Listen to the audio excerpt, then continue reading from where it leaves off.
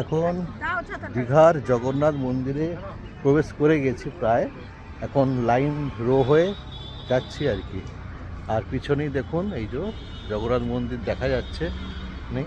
এই রো হয়ে যেতে হয়, এই রো হয়ে আপনাকে যেতে হবে লাইন করে। সামনে গেট রয়েছে, সামনে গেট, ওখান থেকে ঢুকে যেতে হবে। আর এই ডান দিকে দেখুন জগন্নাথ মন্দির।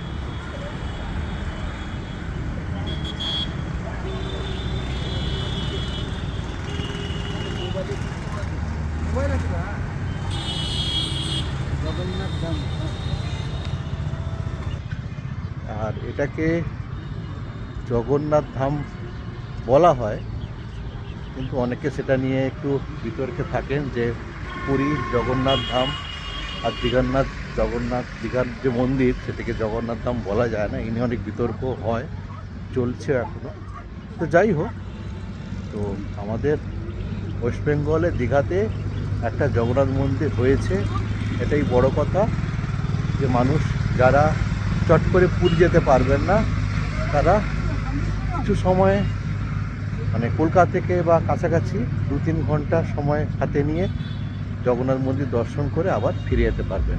এটাই সুবিধা। ঠিক আছে, চলুন ভিতরে যাবো।